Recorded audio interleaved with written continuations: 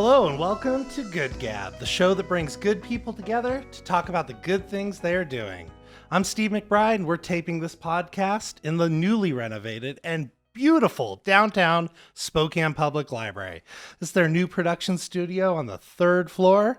And in today's episode, we get to talk with Rick Clark, founder of Spokane Quaranteam. We're hoping Rick's going to share us a little bit about his story, some of the interactions with the people that you're working with, and just kind of how you're helping shape our community. So Rick, welcome. Welcome to the podcast. Thanks for having me. This is awesome. I love it here. Yeah, it's really nice that Spokane, and the library district has provided a space like this for folks, and we get to come use it. Yeah. Rick, thanks again for joining us. Yeah, I'm just wondering, what's happening with Spokane Quaranteam right now? Oh, geez. Right now we are just trying to help as many people as we can in the community. Right now, the community is really hurting. So I probably get over a dozen messages per day that are help requests. So people that are struggling, everything from, I'm getting close to being evicted to I don't have any groceries. I'm looking for work. I'm trying to move, but I don't have the money to move. I mean, anything and everything you can imagine comes through our inbox. And so what we do is we try to do the best we can. We try to answer as many as we can. We do it in order. And with a following of 34,000 people and growing. 34,000. Yeah. Wow. And we'll have to talk about how that all started. But right now it's in a really sweet spot.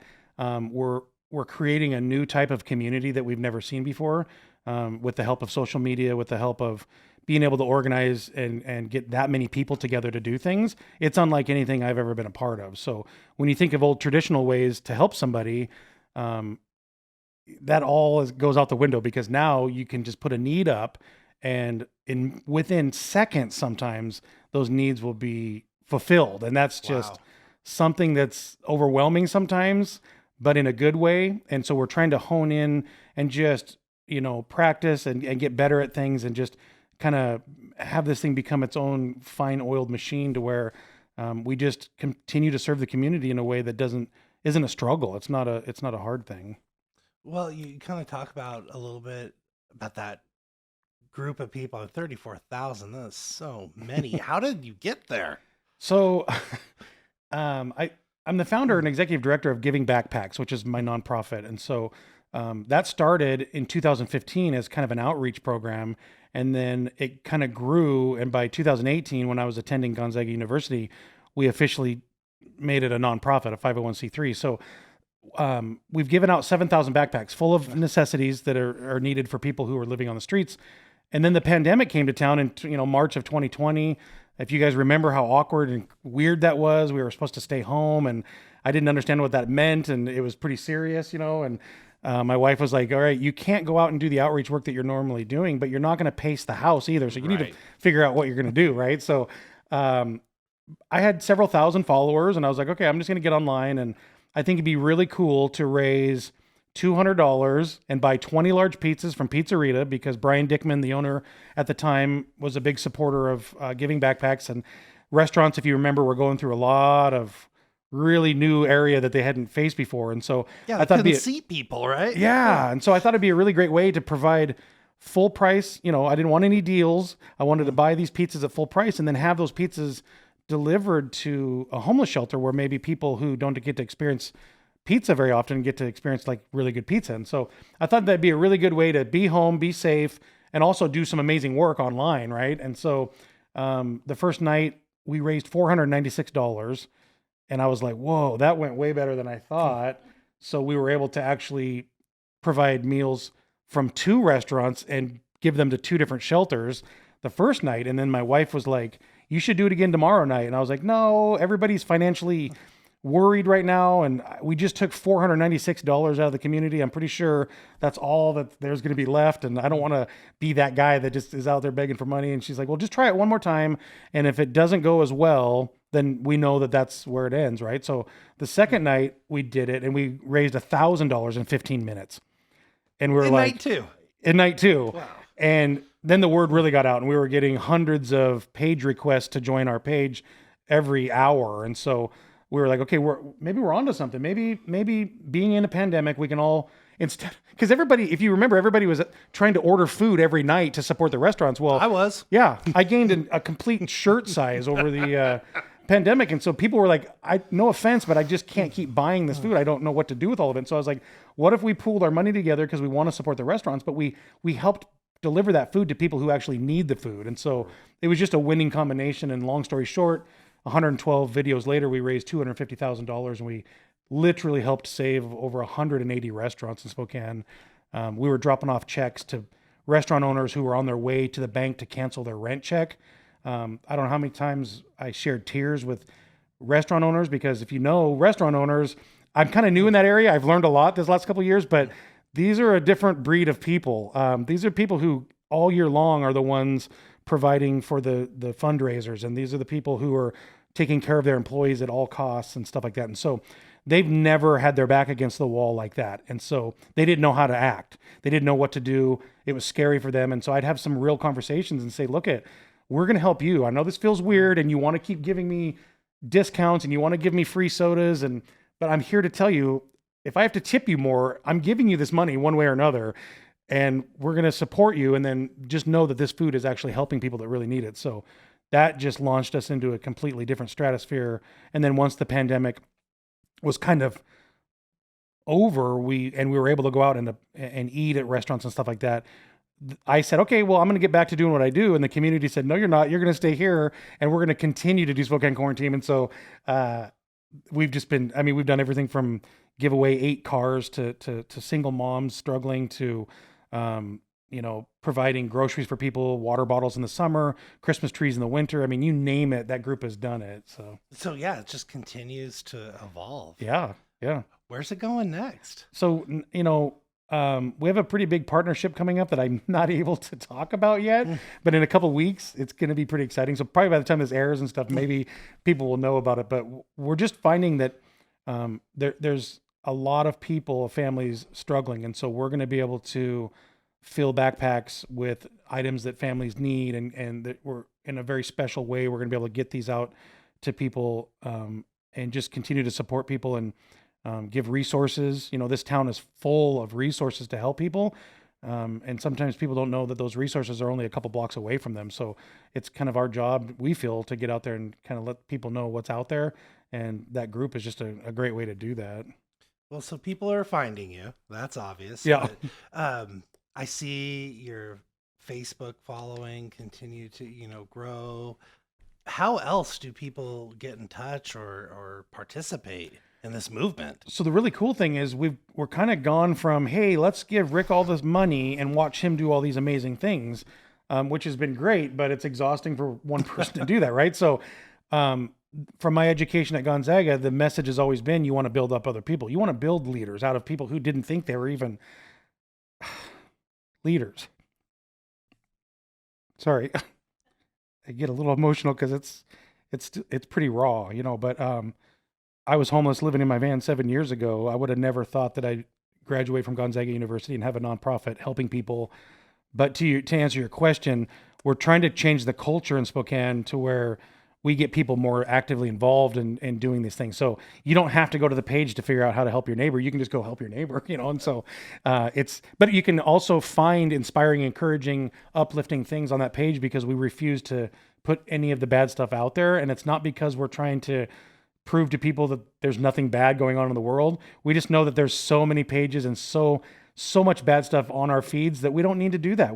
Let's balance that out a little bit and just throw as much positive as we can out there. And so we say light attracts light on that page, because that's the easiest way to really explain everything. Is when you see somebody doing good, people go there to see what that's about, and then their light shines, and then they start to go out there in the community. And so it's happening, and it's pretty wild to see a city's culture changing in front of your eyes. But now people, rather than judge first, they're listening first, which that's a great concept, right? Like when you see somebody going through something, I don't think you understand what they're actually going through until you listen to them. So you can assume all you want that by the way you look or by the way that you're acting, that you've got this, and this problem. But until you actually talk to that person, man, you have no clue. I mean, just yesterday I met a woman who I just thought she wanted to wash her clothes, and I got to know her story, and she's homeless and has a master's degree in social work, and she's living outside right now because a couple things happened in her life that led her to not having a home. And that's really, really easy right now to happen for people. So, well, great point. Like on the surface, like just looks alone, you don't know who someone is. You got to start a conversation. Connection is the biggest piece. So you can throw money at things, you can build shelters, you can even change laws, but until you connect a person with a community going on around them, you're spinning your wheels. And every year we're going to start over and act like we don't know how this became a problem again, right? So I've been saying it till I'm blue in the face. Everyone loves my comeback story, but no one's ever stopped and said, how did that happen? So they want to talk, everybody wants to talk about the good, which is totally human nature. And I totally get that. But we also need to stop and say, when those good things happen, how did that happen? And let's make sure that happens for other people. And so my story was just all about connection. If it wasn't for a couple strangers who had no skin in the game, had no reason to help me, if it wasn't for them helping me, I wouldn't be here today. I wouldn't have done a TED Talk. I wouldn't have won Philanthropist of the Year last year. None of that stuff would have happened, simply because when you're alone, and especially homeless, and you're watching the world go on around you and you're not a part of it, it's the saddest thing you'll ever see. And so when I see that in someone's eyes, I recognize it because I've been there. So I know right away. And it's so important to me to get to them and make sure that they know that this is just a phase. And I know that sounds cliche and it's kind of easy, but as quick as things turn bad, things can turn good too. Absolutely. And it happened for me. And so I have to get out and let everybody who will listen know that, you might be going through a struggle right now, but that doesn't define who you are. You're here for a much bigger purpose. I feel bad for the people that left this earth and never discovered that purpose. So, great point, Rick. It's like, I know for myself, I think when people say, I hear it like self-made man, it pisses me off because it's not true in any case. Yeah. And so I hear that a lot too. That's funny. Yeah. that self-made person, or that it's not true. That self-made. I hear people say I'm a self-made man or whatever. And it's like, so you all by yourself? Right. See, it doesn't make any sense to me because it's like those, this world exists with the people that we're in it with. Sometimes we know them well. Sometimes it's the complete stranger. Right. That spark, that little something, that good that can happen, that hope, that can change the world. And hope is interesting because hope comes in small forms, big forms, like, oh, you got a new job, you met that special person. That's hope that's obvious, right? But there's hope that people pass by because they don't even understand that it's hope. And so a good example of that is when I took the bus to Spokane Community College on one of my worst days to see if I could go back to school after being a high school dropout for 28 years. I had to take the assessment test, and the lady said, you scored really low, which I knew I would because I hadn't opened a book in 30 years. She said, but people have scored lower. And that was all I needed to hear. All I needed to know was that I wasn't going to be the worst student in the history of education, right? And so most people wouldn't think that as hope. They'd think that was almost a slam, like, oh, that was rude. But honestly, just knowing that I did enough to go to a school where other people have gone, I was like, okay, maybe I can do this. And then it was no looking back. I was on honor roll the entire time I was there, and then got a scholarship at Gonzaga University, which I never would have in a million years thought I would ever go to that school. My son graduated from Spokane Falls the same day that I graduated from Spokane Community College, which is totally incredible and special. And that day he said, Dad, with your backpack program and your grades, you could go to Gonzaga. And I remember telling him, looking him dead in the face, and I said, yeah, why don't I try Yale and Harvard while I'm at it? Because, right. And I laughed because to me, I was still not worthy of those things. And so that night I went home and I was like, you know what? I'm teaching my son to shoot for the moon. Why would I say something like that? And so I sat down and I applied to go to Gonzaga. And part of the process is you have to write a short essay kind of explaining why you think it would be a good fit. And so if there was ever an intentional letter written, it was that letter. I dumped everything out. And I said, I've been here my whole life. I've been poor my whole life. I've been hungry my whole life. I'm a grown man standing on your steps, trying to break the cycle of poverty in my family. I hope to God you open the door. And that's how I ended this letter. So powerful. I can't imagine somebody reading that and being like, next, I made sure that they were going to have to think about it. And sure enough, I got this letter 3 weeks later saying, here's $34,000 to get started. We've been waiting for you. Wow. And it was just a home from that point on. And I got to go to school with 7,000 20-year-olds, and I was 44 years old. Yeah, tell us more about that experience. That was awkward and amazing and awesome and frightening. And it's funny because the year that I started was the smartest freshman class that had ever started Gonzaga in the history of Gonzaga. So that means they averaged 3.7 grade point average. Dang. And I was bringing in like a 3.5 from Spokane Community College. So I'm like, oh boy, I'm probably going to drop your average. But what was cool was that the students got to teach me how to write properly, how to make a paper. I got to explain to them how the world might work when they leave school. So, because they had a lot of ideas of what they thought was going to be handed to them or whatever. And so it was kind of cool that we got these two worlds got to collide. And I made some great friends. I got to go to Gonzaga basketball games, which I've been a fan for 20 years, never got to go. So I got one ticket for every game and home game. And every game that I went to, somebody from the McCarthy Athletic Center would come down in the student section and tell me that I need to move because it was the student section. And I would, true story. And so I started wearing my badge and then I would just hand it to them and I'd finish eating my nachos and watch the game and let them figure it out, and they always figured it out and they were always really kind and like, oh, I'm so sorry. Bless you, sir. And, all that stuff, but they wouldn't let me sit anywhere else. I had to sit in the student section. I don't know if you've ever seen the student section. Yeah, it's a wily crowd there. They basically do jumping jacks for 3 hours and, I'm not built for that. So I went to probably 7 or 8 games and it was amazing, but that experience is just something. And then Mike Rowe came and paid off my tuition. At the end of my stay there, the last week, Mike Rowe came to Spokane. He has a program called Returning the Favor, and it was season 4, and I was the chosen one. I didn't know that. They downplayed it. They lied to me all month long, saying it was just like a local thing. And so they followed me around the school with a camera, and they surprised me in one of my debate classes at the very end. And Mike Rowe paid off my tuition, then proceeded to give me about $70,000 worth of products for our backpacks. And it filled 4 storage units, and we are just now getting through all of it. How did that feel in that moment? Like, what was happening in your heart? I blacked out. I don't remember a lot of it. Thank God the video's out there. That's an amazing 20-minute video because I can relive it and be like, oh yeah, I did live through that. But it was amazing. They filled the McCarthy Athletic Center with students and the Gonzaga mascot and all of my family and friends and cheerleaders and those big heads that they have of the players and they pass it around. Yep. They had one of those of me, and so they passed it around. That's still in my storage unit, and every time I open my storage unit, it scares the crap out of me because this big, huge head of mine. But it was just a really surreal moment. I like I said, it happened in 2019, and I'm still just like can't believe it happened. But it really just showed. I mean, Mike Rowe, what he was doing was just traveling the country, highlighting people that are doing good things in their community. And that's what we do on Spokane Quaranteam. Really, if you think about it, we go out there and we highlight people, we highlight businesses, we lift Mike Rowe kind of, left something with me and he flew off that day. I never saw him again. And I got to spend the whole day with him and he took my family out to lunch and that launched us into another, national attention. So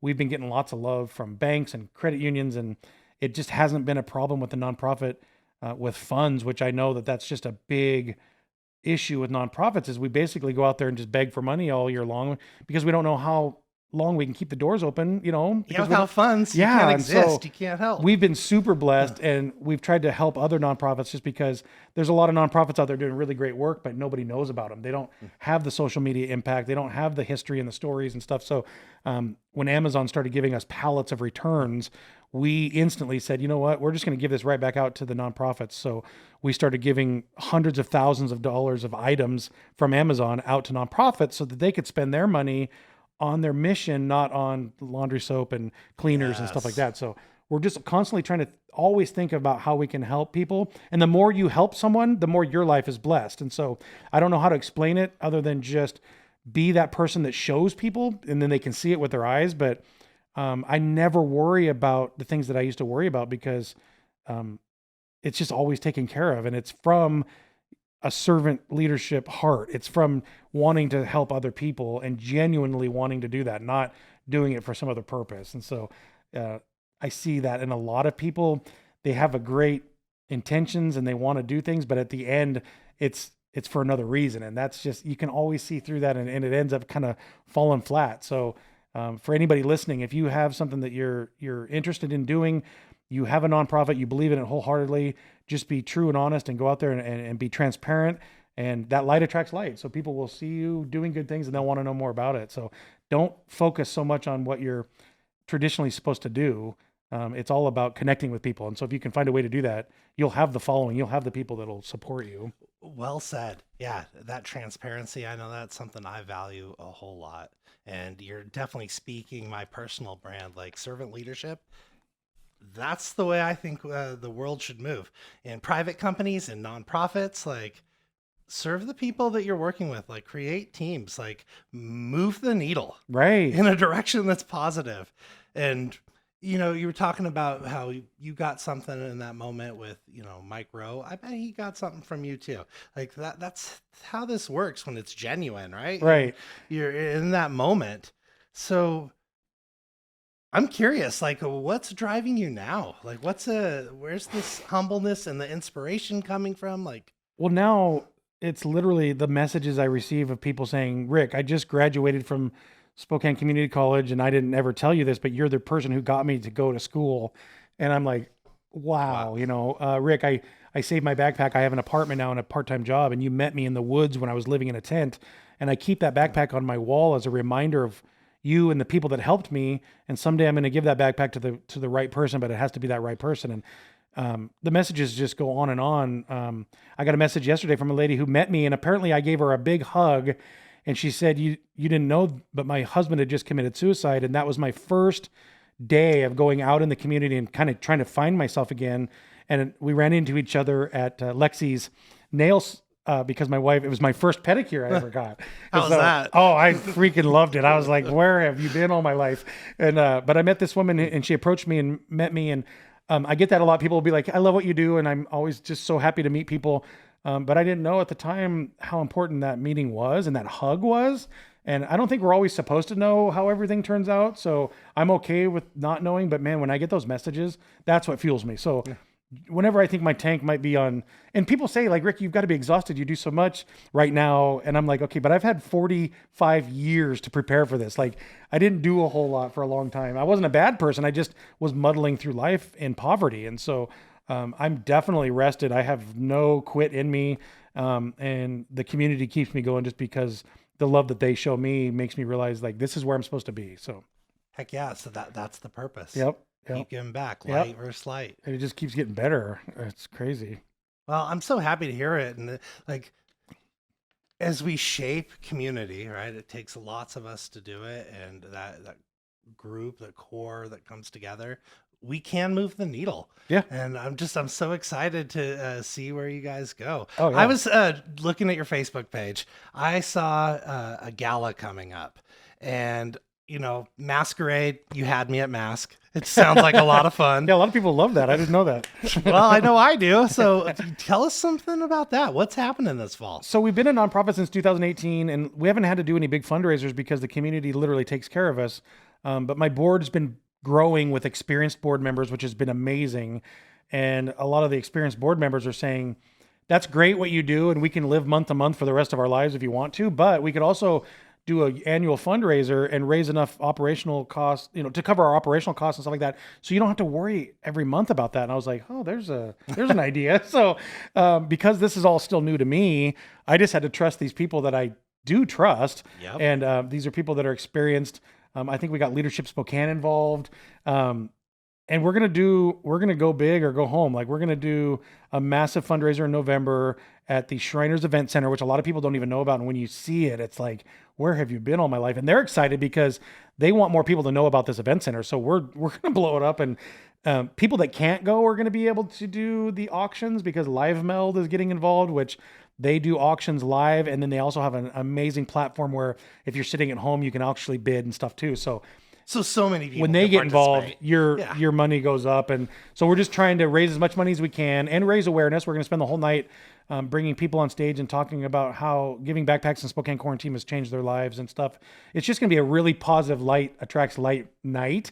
And we've never had anything like it. So we have a lot of really fun stuff planned. We're going to wait until the night, and we want everyone to leave there and be like, I can't believe what just happened. Like I want to do that again. So We're always trying to think outside the box normally with Spokane Quaranteam, but now it's almost like, okay, this is our moment for the year to really leave a mark. So everybody wants to be involved. So right now we're having trouble like saying no. Like 3 or 4 media companies have said, Wow. let us take care of it. And we're like, okay, but we're not sure how to divvy this up. So that's just one thing we're still trying to get used to is so many people rolling up their sleeves saying we want to help. It's not like the old days where it just you had to beg, borrow, and steal to get anybody involved. Now it's just a matter of like, okay, where can we place everybody? And I want people to be involved and like I said, make leaders out of people that didn't even know they were leaders, because there's a lot of people out there with a lot of potential and they just need that moment to shine. And I want to help be that light, you know? We find that in our own work. We exist to help adults with disabilities, find employment and, see what the value of a job is. What's the value of Yeah. work? And I think we help inspire people to be their best self and show up And you get and to so, see that pride on their face when they get their paycheck, and you get to see that. And so when you see it, it's amazing. I got to speak to DSHS. Mhm. They were having a statewide company meeting at the Trent location, and they asked me to come be the keynote speaker and be like an inspirational speaker for these people who sit in a cubicle all day and they're not sure what the work they're doing, what it's doing, because they don't get to see it. So, I mean, you talk about we get to see that work. And so it was really kind of an amazing moment because that was the same DSH office. The last time I was there, I was replacing a lost EBT card when I was living in my van. And so I literally sat in the parking lot and cried before I went in there because I'm like, I would have never thought that I would be invited back to that building to be the keynote speaker, to inspire people to live these great lives and to be proud of what they do and stuff like that. So just those moments come where you're in a special moment and you can't even explain it to people, and you just have to just sit in it. And I try to tell people all the time, just look for those little pieces of hope that I'm talking about, because once you start seeing them and acknowledging them, then pretty soon they're everywhere. And then all of a sudden you're living this life in hope and positivity that, and I know it sounds corny sometimes when I say it, because I've heard people, inspirational speakers talk like that. It's like, but when you're really going through it, it's harder than that. There's that toxic positivity that's actually a thing where, oh, it's fine, it'll get better. It's like, well, no, people are really struggling, but I think it's important to know that there isn't a better day down the road, and you just got to figure out how to see that and notice it, because I think a lot of people walk by those moments. for sure. I know I have in my darkest times. Oh But yeah, when you because you're find them, so consumed with the sadness that you're not going to see a little flicker of light over here, And the yep. day that I met Jared, the homeless man who started giving backpacks basically by meeting him, I almost walked by him, and I think to this day, like, what would have happened had I not met him? Because that was the pivotal point that changed everything, and I can't even imagine had I not stopped and talked to him. So that's a really big point for me to kind of bring up when I talk to people, is just to make sure you're aware of things and don't pass those opportunities up if you can help it. Well, it seems like you're at an inflection point too with your nonprofit, right? Like you've built something, you have a movement, and now it's time to like sustain it. And you're getting some good advice, right? Yeah. From your board to kind of create not this month to month, but like a real sustainable organization. Yep. Like I believe in what you're doing, and this movement of helping light versus, light attracts light.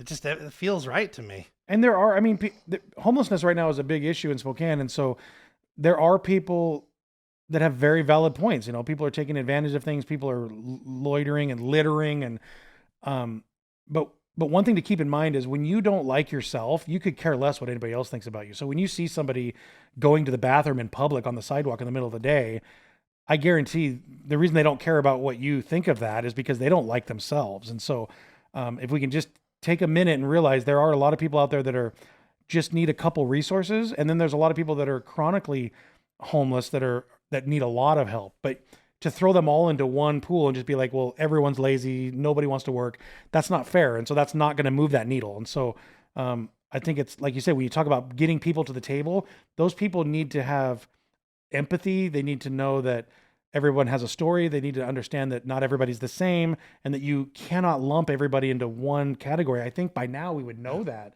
It's 2022, but there's still a lot of people that just assume things. And so I look very forward to the future and being invited to those conversations and trying to try to shed some light on things and because I was homeless, You have something to say. It's interesting. One of the restaurants when I was homeless that asked me to leave their restaurant because I was homeless is also a restaurant that I got to help during the pandemic. And I never told them who I was. They didn't know, they didn't remember me. And it wasn't my place to say, hey, you're that guy that threw me out years ago. It was my place to maybe be a light in their life so that they realize, okay, maybe not everybody's bad. And maybe it'll just shift that thinking. But I keep that stuff in mind every day when I go out and I do stuff. There's purpose to everything. And we need to make sure that we're doing the right thing and not hurting our community by just lumping everybody together, I'm curious. Do you know your purpose, why you're here? Oh man, that's a great question.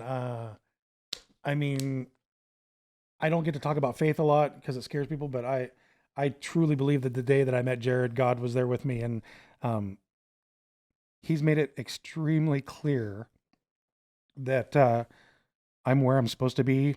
And I don't understand sometimes why I was the one that got to be in that position to help people. But if I spend too much time thinking about it, that takes me away from the mission, which is just helping more and more people. So I'm just so blessed to be in this position. I never want to take it for granted. And every day I wake up, I just pinch myself because I spent a long time struggling hard, and it doesn't take much light to erase a lot of that. So, sorry. Well, that's just. But yes, I do believe I know my purpose. I can't really name it or put a name on it, but I know that I'm where I'm supposed to be, and it's evident in everything that we do. We don't plan things. I'll wake up one day and just be like, I'm going to do this. And we just do it. And the community does it. Like planning things we've tried to plan things out and it actually turns out worse. So we're very spontaneous. I just throw caution to the wind. And I've always felt like my back's been covered. And as long as it continues to keep helping people, I'm just going to keep doing it. Well, I think that group of people that you're connected with, the spontaneity is part of the magic. Yeah. I saw you went to Chowderhead. Yeah. Support that establishment. They're up on Monroe. And where did you bring the food? So the food went to Catholic Charities, and it gave their cooks kind of a break because in the heat and stuff, they do a lot of work. And so whenever we're able to go, this is probably the fourth or fifth time we've helped bring food to them. But whenever we do, they're just so gracious and happy. Like, oh, we get a break a little bit tonight, and plus people get to experience food that they would not normally get to experience. So these gourmet sandwiches, some people don't experience that. So those 180 restaurants that we bought meals from were from all over the world, every culture of food you can think of. And we would deliver them to shelters.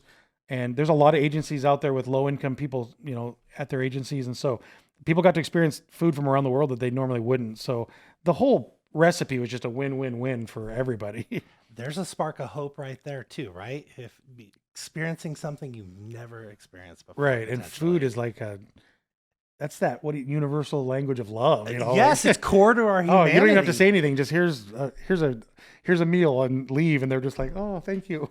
Absolutely. Well, as a board member on Catholic Housing Ventures, it's the housing arm of Catholic Charities. Thank you. Oh, yes. Yeah, I appreciate it. Yeah, it's like we're all trying to, just make an impact. Right. Well, what else are you excited about in our community?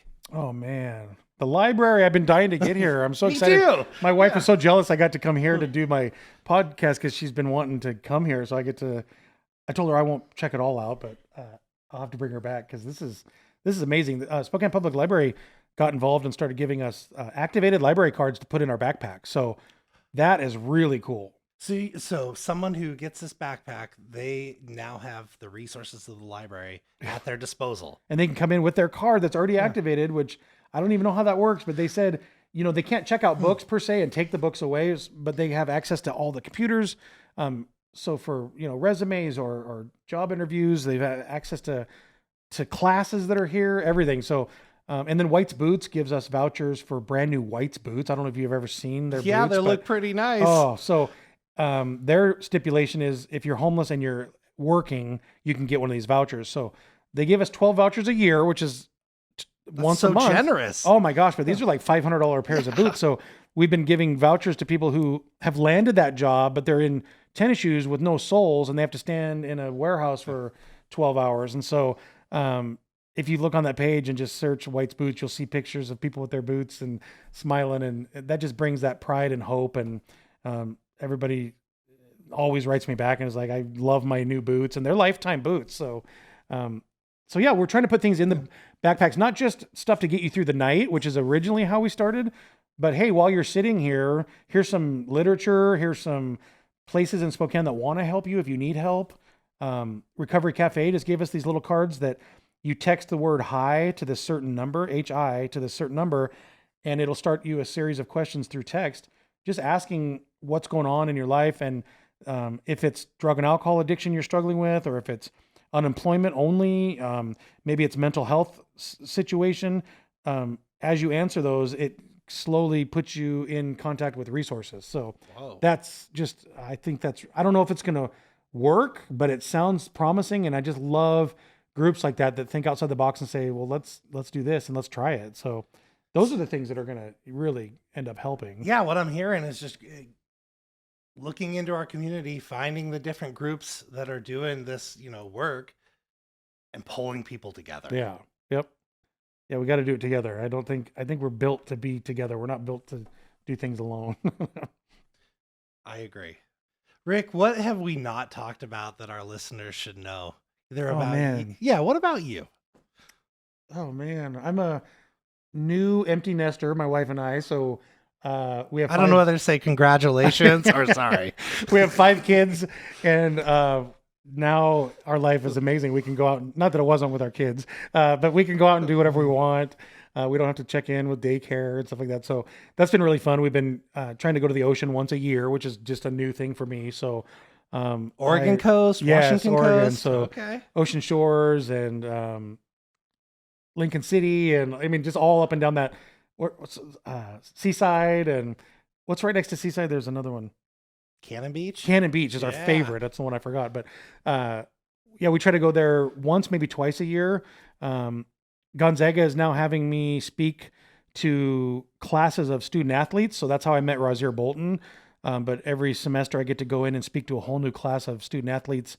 It's a class geared for around the NIL thing, which is name, image, likeness, because now college students can actually make money off of their image and their likeness, and when they promote things and stuff like that. And so they brought me on to talk. They bring a lot of people in to talk about different areas, but me specifically, I get to talk about you can help a nonprofit, and just by helping that nonprofit, you can do amazing things for that nonprofit. And so it doesn't always have to be about nailing down that big Nike, what is it, contract, Sure. or buying that new car. Yeah. Sometimes you can change your community by just partnering with a nonprofit. And Rozier has been a perfect example of that. So we can actually show people this is what we've done, and it helps you build your brand and stuff like that. So that's another thing I pinch myself. Like, I can't believe I'm in here. I was talking 10 feet in front of, Drew Timmy, and some of these kids who are going to be are millionaires already. And they're asking me for advice about how they could work with nonprofits. So to me, it's just, I'm still in this fairyland dream world where I can't believe it's my life. Goosebumps for me. It's weird, but Spokane, I love it. There's some magic in this town too, Yeah. right? Just that when people want to do something, it can happen here. Yeah. I don't know if that's the case in every community. Yeah, It it's certainly pretty is special. here. I've been to Portland recently, and we've been to San Francisco, and just seeing their big issues, like with homelessness and stuff like that. It's just like, wow. I come back home refreshed and like, you know what? I know there's some bad things going on, but man, we are, if there's a city that can fix this and handle it, it's us. We just got to figure out how to do it, because there's a lot of moving parts, and there's a lot of people, there's egos, there's all that stuff. And you have to figure out how to sift through all that. And the way I like to describe it is, we need to basically start over and build a foundation, because we just keep trying to put this sparkly, shiny, really expensive roof on a foundation that's collapsing. And that's great for the people that don't know us and see us, and they're like, oh, that's a pretty city, but we're crumbling, and we need to just start over and build that foundation. That way, every year we're not starting over. It just seems like homelessness has increased, and I've been doing this for 7 years. And I thought when I started, I'm going to help solve homelessness. Well, 7 years later, the numbers are way more than it was then. And I'm like, but I feel like that connection piece is a big part of it. And it's hard for people to wrap their mind around it because it's like, well, no, I think if we just put money towards this, it'll fix it. And it's like, well, no, I understand you need money to do things. That's definitely part of the puzzle piece, but you can't leave out that connection piece. And, that's really important. And I think until we figure that part out, we're just going to keep on doing the same things over and over again, Well, I'm really glad that you're, part of that conversation and I'm trying. bringing the right people. Yeah, that's all we can do, Yeah. right? Just one foot in front of the other, one person at a time, and have hope that we really can solve it. Yep. I have hope that we can. I'm not, feeling like this is an insolvable issue.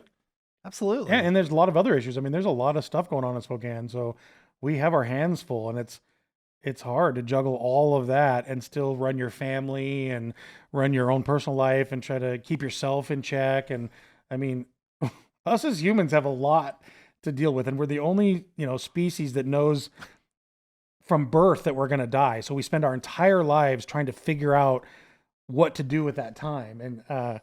And I think that's where we get ourselves in trouble, is because of that we're just so focused on the before and the after, and we're not living in the moment. And my favorite quote is, wherever you are in life, be there. And that just speaks volumes to me, because I've missed so much in my life because I was so worried about making sense of what happened in my past. And I'm also so concerned with what I'm going to be doing in the future, that these memories that I'm making now are going to be memories, and I'm not going to remember a whole lot about them because I was so focused on those other things. I don't know if that makes sense, but it makes all the sense in the world. Being present, focus, living in the moment. Yeah. It seems like that's the recipe for a good life. Yep. Rick, thank you so much for joining us today. Any parting thoughts for our listeners? Oh man, just be nice to each other. Know that the people screaming at you in traffic might be going through a lot of stuff of their own. So just kind of back off, pump the brakes a little bit. You don't have to save the world all in one day. So just be kind, extend grace. Grace is my favorite word in the world. And then also just keep an eye out for that hope. Rick, thank you. Thank you. Well, stay tuned for our next episode, where we'll be talking with good people doing good things. Good Gab is sponsored by Skillskin, a community-based nonprofit organization that provides employment services to adults with disabilities, helping them grow and thrive within the community. Thanks, everybody. Rick, thanks, dude. That was good. Yeah.